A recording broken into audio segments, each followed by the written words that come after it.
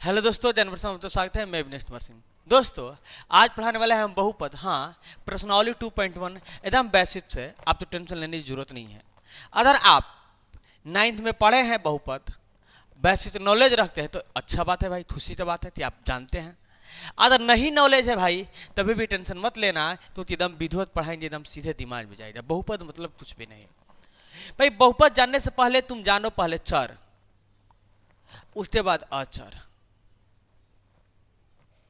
भाई समझ लेना, अपने भाषा में हम एकदम तुम्हारे आप ही के भाषा में बताएंगे। जी अचर क्या होता है मेरे प्यारे, तो हम कह देना सर जी अचर ना 1 2 3 4 5 जो फिक्स मान है, ये कभी बदलता नहीं है। जैसे 4 लिख देते, हाँ एकदम 4 है तो 4 है, 3 लिख देते एकदम 3 है तो 3 है। ये क्या होता है सर, बदलता है। एच जैसे ABCD में A to Z। अब तो सर बुझाया नहीं, टेंशन मत लेना। जैसे मैं कहूँ कि 2h इक्वल टू 10, हम कहेंगे भाई ये 2 है, h जगह पे क्या होगा, तो बोलो सर जी जानते हैं 2 दूने 5 होगा, तभी तो 10 आया होगा। तो h तो यहाँ पे मान लिमिट नहीं है कि क्या है। अगर मैं कह दूं कि h प्लस 5 इक्वल टू 10 कह दे हम, तो भाई देख लो, ये तो फिक्स है कि 5 है तो 5 है। h जगह पे कोई मान लिमिट नहीं है कि भाई कितना है। h जगह पे तो हो देती सर जी 5 होगा, तभी तो 10 आया है, तभी तो 10 आया है। ठीक है ना। ऐसे भी हम कह सकते हैं भाई, यहाँ पे दो तो यहाँ पे मान क्या है, फिक्स नहीं, फिक्स नहीं है। तो यहाँ पे अभी 5 था h का मान, अभी यहाँ पे हम कह दे 2h इक्वल टू क्या सर जी 20, तो जानते हैं सर h जहाँ पे 10 रहेगा, तो h का मान बदला कि नहीं बदला, तभी तो 20 आया होगा। तो ये XYZ का मान क्या होता है, ये फिक्स नहीं रहता है, ये बदलते रहता है। ई पलटू चाचा भाई है मेरे प्यारे, तो समझ लेना A to Z कोई भी आए, ये सब क्या होता है, चर होता है। अचर पद 1 2 3 4 5 होता है। अब इस चीज से बनता है व्यंजन। जैसे 2h मेरा क्या है, एक व्यंजन, व्यंजन है। 3h क्या है, व्यंजन है। 3h प्लस 4 क्या है, व्यंजन है। अब कहूँ कि मुझे 20 लाना है मेरे प्यारे, क्या क्या रखेंगे, तो h तमान भाई बदलता है, समझे। h तमान क्या है मालूम नहीं है, सिचुएशन के अनुसार h तमान बदलते रहता है। तो भाई इसको हम कहते हैं क्या, चर कहते हैं। इसको क्या कहता है भाई, चर। आज जो नहीं बदलता है उसे हम अचर। जैसे 1 2 3 4 5। अब जो बहुपद, बहुपद का अनेक प्रकार है, पद के अनुसार अलग अलग भेद होता है भाई। चर के चर के अनुसार अलग अलग भेद होता है। पद के अनुसार एक पदी बहुपद, जैसे हम लिख दें 2h, तो कितना पद में बहुपद है, तो सॉरी एक पद में है। अगर यही लिख दे 2h square plus 4h plus 8, तो कितना पद में बहुपद है, तो सर 3 पद में बहुपद है। 1 पद 2 पद 3 पद। ऐसे मैं लिख दूं 2h स्क्वायर इक्वल टू 8, कितना पद में बहुपद, तो 1 पद सर 2 पद में बहुपद है। समझ में आया।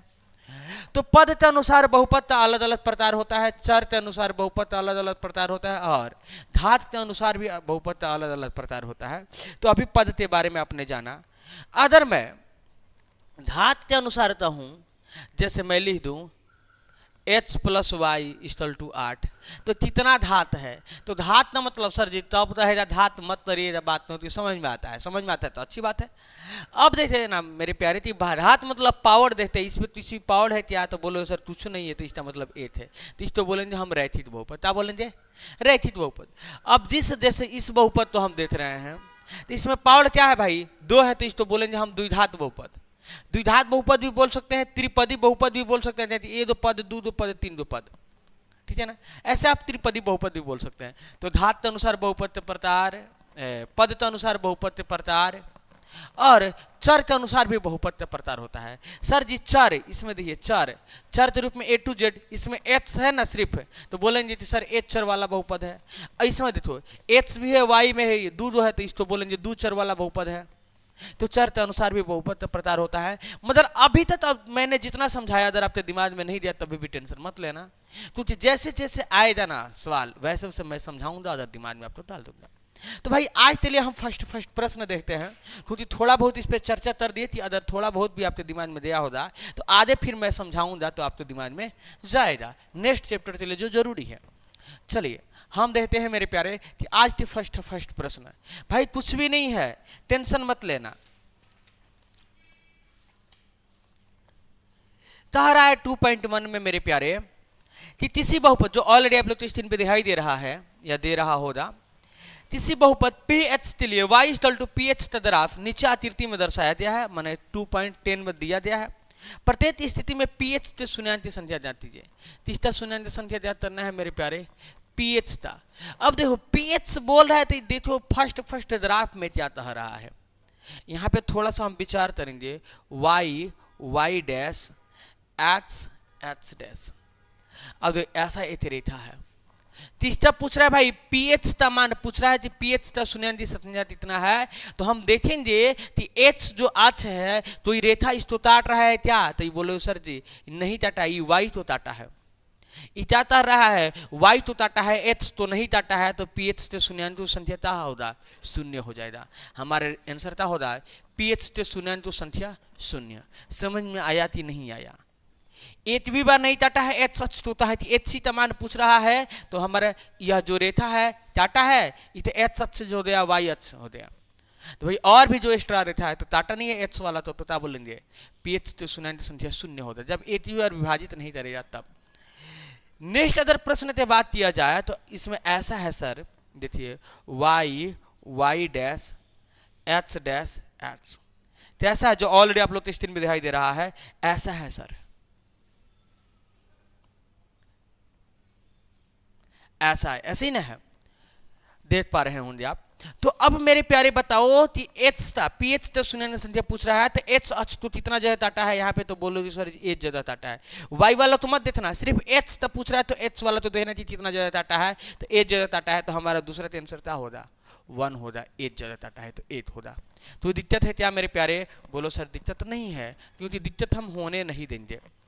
वाई एच का पूछता तो वाई एच, अगर यहाँ पे वाई रहता तो वाई वाला तो देखते, एच है तो एच वाला तो देखेंगे, क्योंकि पी एच के शून्यान्त संख्या पूछ रहा है, एच की शून्यान्त पूछ रहा है, तो एच वाला तो ही देखेंगे।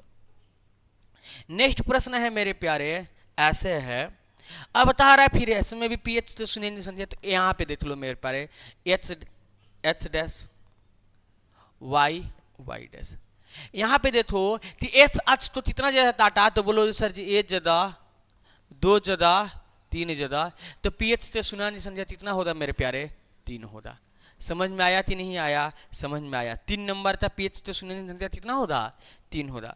चलिए मेरे प्यारे 4 नंबर प्रश्न तो देख लेते हैं। 4 नंबर प्रश्न तो देखते हैं जो ऑलरेडी आप लोग तो स्क्रीन में दिखाई दे रहा होगा, ग्राफ कैसा है सर, ऐसा है, या बूथ है तो आप देख पा रहे होंगे, वाई डैश एच। अब मेरे प्यारे बताओ एच अक्ष तो कितना ज्यादा टाटा है, तो बोलो सर जी एच ज्यादा 2 ज्यादा, तो इसका राइट आंसर कितना हो जाएगा 2 ज्यादा। पीएच से शून्यान्त संख्या कितना होता 2 होता। समझ में आया। ऑब्जेक्टिव में बहुत बार ऐसा पूछा है, ग्राफ दिखाते पूछेगा, पूछने का चांस है, पूछ सकता है, इसलिए समझने की जरूरत है। अपने आप में यह चैप्टर बहुत इंपॉर्टेंट है। अब देखो नेक्स्ट प्रश्न मेरे प्यारे देख लेते हैं, ऐसा है,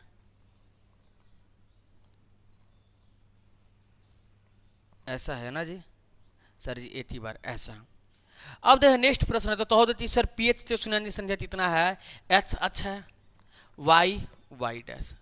अब देखो एच अक्ष में देखेंगे फिर, क्योंकि एच से तो बताना है, तो 2 एच ज्यादा टाटा है सर, 2 ज्यादा टाटा है, 3 ज्यादा टाटा, 4 ज्यादा टाटा, तो पीएच से शून्यान्त संख्या कितना होगा 4, तो हम बोलेंगे पीएच से शून्यान्त कितना संख्या कितना होगा 4।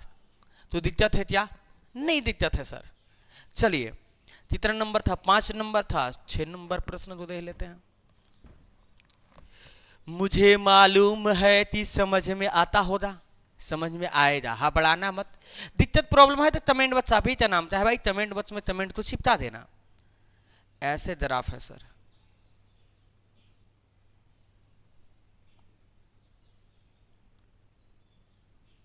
सिर्फ छुआ है, टाटा नहीं है। देखो अब तो एच ज्यादा सर, दूसरा यहाँ पे छुआ है एच, तो h dash y dash, h ज्यादा छुआ सर टाटा, एच ज्यादा यहाँ पे 3, 1 2 3 ज्यादा, तो हमारा पीएच से शून्यान्त कितना होगा संख्या 3, राइट आंसर। पीएच से शून्यान्त संख्या 3 होगा। समझ में आया, समझ में आया होगा। चलिए 1 शॉट में फिर हम 2.1 तो भी पढ़ेंगे। मैंने 1 शॉट में 1.1 पढ़ाया, 1.2 पढ़ाया, 1.3 पढ़ाया, 1.4 पढ़ाया। तो भाई फर्स्ट लेसन मैंने 1 शॉट में ही समाप्त कर दिया है। 1 शॉट में भाई तो आप लोग जाके देख सकते हैं, डिस्क्रिप्शन बॉक्स में लिंक मिले जाए या प्ले लिस्ट में चले जाइए, सब वीडियो अवेलेबल है। हाँ, किसी प्रकार की दिक्कत प्रॉब्लम हो रहा है तो कमेंट कीजिए, एकदम विस्तार से पढ़ाएंगे, क्योंकि आपके लिए थे, हम रहेंगे एकदम विधिवत, ठीक है ना। तो जो शॉर्ट आउट तरीका भी होगा वह भी हम बताएंगे कि ऑब्जेक्टिव तो कैसे बनाना है, सब्जेक्टिव में सब्जेक्टिव वाला कैसे प्रोसेस लगाना है, सब कुछ विधिवत किया जाएगा। तो इसलिए आप तो पढ़ना है इस चैनल पे, तो भाई चैनल तो सब्सक्राइब कर देना, वीडियो अच्छा लगा होगा, बहुत हम लोग भी आप लोग के लिए मेहनत करते हैं, तो भाई चैनल सब्सक्राइब करना बनता है, क्योंकि आप भी पढ़ने वाले हैं तो।